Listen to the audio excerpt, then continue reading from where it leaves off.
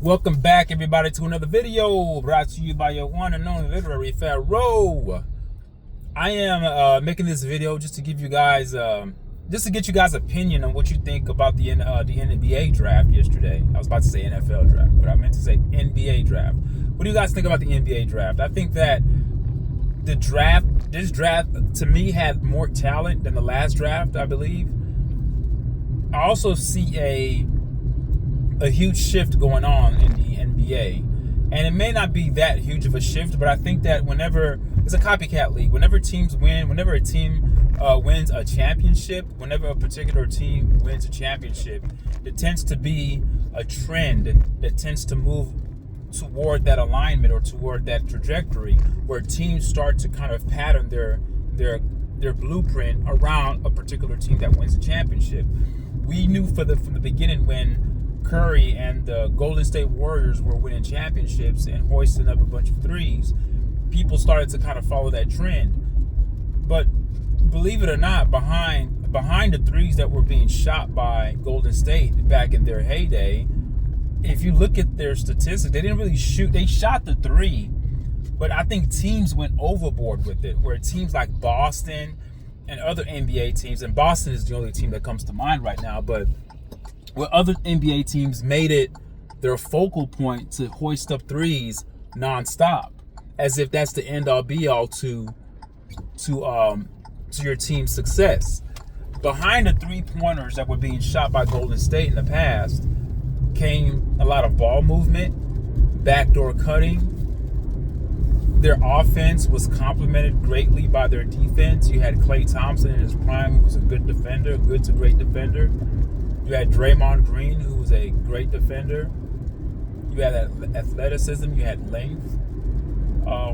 They had a complete team. I think the three-pointer was an aspect of their game, but if you have a guy like Curry on your team, Stephen Curry on your team, then yeah, and then you have Klay Thompson, yeah, you're going to have a considerable amount of threes being shot.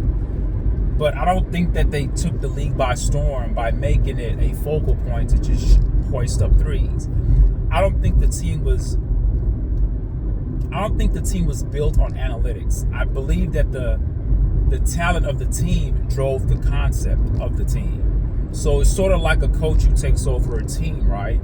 You don't try to bring in your philosophy to a team. You take your personnel, you take the individual skill sets of your particular players, your personnel that you have on your team, and then you create an offense that fits your personnel. Okay? And I think what Golden State did, it's sort of like they tricked the NBA in a sense, where people started to go heavy into the analytics, like Daryl Morey. People like Daryl Morey, who were more like either shoot a three or a dunk or a three or a layup. The mid-range shot was pretty much an obsolete skill set that people didn't even work on anymore. You had 4 power forwards, 5 men, centers shooting threes. I mean, everybody was shooting threes. So you started to move into a climate in the NBA where you have positionless basketball. That's fine. That's great.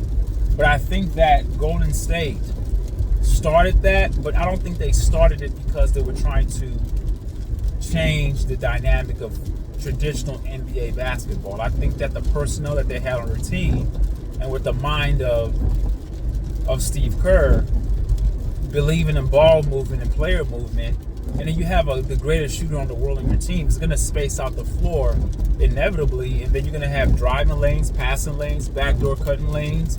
You can do so much when you have shooters on the floor. So I think teams stole that idea and thought to themselves, if we get a bunch of shooters, we can just be like another Golden State. But it's one thing to get a bunch of shooters, but it's also one thing to have the greatest shooter on your team, Stephen Curry on your team. So a lot of teams may have good shooters, but they don't have the consistency of a great shooter like a Stephen Curry. There's only one Stephen Curry. So I'm saying that to say this.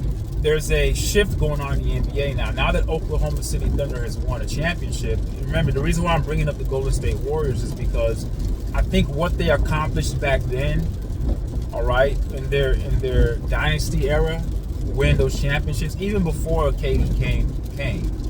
But of course, when KD was added to the team, there was a dynamic going on in the NBA where positionless basketball was becoming the thing of the NBA. It was a thing to hold your team to. It was a blueprint that teams and GMs were trying to follow. And people were deep into the analytics where it's a bad shot to shoot a two-pointer because why shoot a mid-range? It's just as difficult. You might as well shoot a three. If you make a three, it's 3 points. If you make a mid-range, which is also a difficult shot, it's only 2 points. So why not go for the three-pointer? Well, it sounds good, but then again, you have to also construct your offensive philosophy based upon the personnel you have. Well, let's fast forward now that OKC has won the championship. What you see in OKC and what Presti has done in Oklahoma City is that he's being anointed as some great GM. I don't think there's anything great about him. I just think that a lot of it is fortune, luck, chance. A lot of it is coaching. Many coaches in the NBA don't believe in playing young people, young athletes, young rookies. They let them sit. You got to learn. You got to this. I'm of the ilk. I'm of the type of saying, if you can play, I'm putting you in there. I'm going to live with your mistakes because veterans make mistakes too. There's no such thing as a perfect player. Now, I do understand that experience does play a huge part in a lot of the reasons why coaches don't like to play young rookies. But how the hell are these young players going to gain experience if you're not giving them the chance to actually get that experience? One thing great several things that OKC did that was great is, number one, they believed in their draft process. I've always said this, I say this to everybody, people who watch sports, people like to call certain players bust and say, oh, this guy came into the NBA, he's nothing. It depends on what organization you go to. If you go to a team, let's say you go to a team and you're drafted by a team that's coached by a Tom Thibodeau kind of guy. Tom Thibodeau doesn't believe in playing young rookies. So if you are a young rookie and you have some upside and you have great potential, you're not going to get to exercise your potential in an NBA game. You may be getting G League minutes, but that doesn't do anything to a player's confidence. When players get drafted into the NBA, their mindset is to go into the NBA and make a indention or make a name for themselves in the NBA on the highest level. They're not trying to make a name in the G League. Now, of course, the G League can help them, sharpen their skills. It can get them the playing time that they need. I think a player like Bronny benefited well. LeBron James' son, a player like him, he benefited well from the G League because he never should have been drafted in the first place. Okay, but we know the story behind that. He's LeBron's son, and that's one of the perks of being the son of a legend. You get certain opportunities that are not afforded to other players. So when players are drafted in the first round, especially in a lottery, one thing that OKC did that was great is that they kept their rookies, they developed them, they brought in other young players that were still young, like a SGA, Shai Gilgeous-Alexander, and they just let them go. When I said, what do you mean? When you say literary fair, what do you mean let them go? I mean, let them play. Let them play. Remember, it's not like the team was just always great. They started to actually hit their ceiling about 2 years ago when they started to kind of ascend. Last year, they did great. Of course, they got bounced out, but that's part of the process. Now, this year, they won the championship. And the reason why I'm talking about OKC and I'm making the comparison with the Golden State Warriors, and I'm not saying that OKC is going to be a dynasty like the Warriors were. I think nowadays it's very, very difficult to have a team that can just reel off 3, 4, 5 championships in a decade. I think it's very difficult because that top-heavy approach of having a top 3 or having your big 3, that's gone. Teams are going to be hitting you with a flurry of players. And I think that Golden State Warriors I mean, not Golden State Warriors, but Indiana Pacers are a perfect team for that example. Both the teams that played in the NBA Finals were teams that were built on team concept. I'm putting emphasis on team. It means that both teams went 9-10 deep, sometimes 11 deep. That's unheard of. Remember in the past in the NBA, you had teams that would go 7-8 deep, and that's it. You can't win like that in the NBA anymore. And I'm telling you that because it's not because there are not enough stars in the NBA that you can't have your big three. I just think that the skill sets of NBA players are increasing and more players are playing better, so it just makes more sense to have a slew of talent on your team versus having three main guys and then everybody else is just interchangeable. That's not the way the NBA is going to work, because as you saw Indiana Pacers, you could take away Halliburton and the team was still relatively still functional. They were still competent. It's not like they lost. It's not like the building came crashing down when Halliburton got hurt. Holmgren was gone for the bulk of the year, and OKC was still relevant. So what you have to understand is that what I saw from this draft is that coaches and GMs are starting to have more belief in the draft, and I see a shift occurring. And tell me if you guys think that I'm onto something here. I feel like college basketball, for some reason, I know the reasons.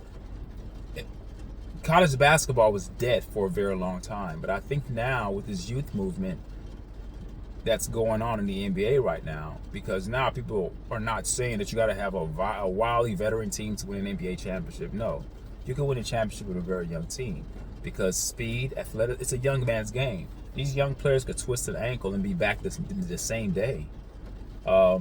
We see the combination of Luka and LeBron. You see how sluggish they look. They just look slow out there, even though they have the accolades, and a lot of people are resting on those particular players' laurels and saying they were great. Well, I don't give a damn about what players have done in the past. What can you do now? So the NBA is moving into a time frame where they're worrying about what you can do now and what you can do in the future. No one's resting on, oh, you were a great player back then. The best way to shift that is to actually indulge into the youth movement and say, I want youth on my team, and I'll live with the mistakes, and let's go from there. So I think the college game is going to start having much more of a significance in terms of where GMs are looking for talent. Of course, the overseas stuff is still there because we understand that the NBA is international. You're still going to have your crop of international players that are going to be touted as being, lottery prospects. However, I think that the NBA is taking a serious look at their rookies and who they're drafting. Now, I think that more teams are going to be willing to play younger guys, and I think that's good for the NBA because it's going to make the game more exciting, more athletic. You're going to have players that actually want to play, players that are on their rookie deal that want to play for that extension. You're not going to get players who already have the money, who want to do load management and not play every other game and sit out this game and sit out that game. That's not the NBA I grew up on. I grew up in the NBA era where in the 80s and 90s where players just played. The only way you didn't play is you had a broken bone or something. You had to be really, really seriously hurt not to play. Nowadays, people just don't play because my toe hurts. Oh, I'm a little bit under the weather. I don't feel like playing today. Oh, I have a sore back. People just don't play for numerous amount of reasons nowadays. So I like the direction that the NBA is going in, and I'm just really excited to see how these young athletes are gonna turn out, how it unfolds for them. I know a lot of people are laughing at the Brooklyn Nets about, they drafted all five their draft picks. They're laughing at them, but I think Brooklyn, they're in a win-win situation because nobody expects anything from Brooklyn. So you might as well get a bunch of young guys and throw them in there and see what they can do, and then may the best five win. Build team chemistry. I think people are going to start to copy what the OKC Thunder did. Now you at least have to have one special player on your team.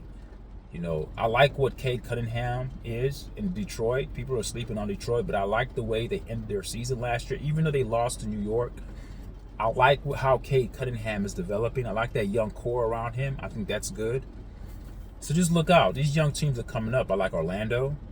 So I think those older heads, the older generation are gone. Don't worry about Golden State. Lakers are not going to be relevant. People are going to talk about the Lakers a lot because LeBron and, you know, his name carries a lot of weight. You have Luka. They have the names. They have the sexy names that people are attracted to. But in terms of production out on the basketball floor, you're going to see that happen with the younger teams. Tell me what you guys think. Leave a comment. Tell me what you guys think. All right, peace. Until next time.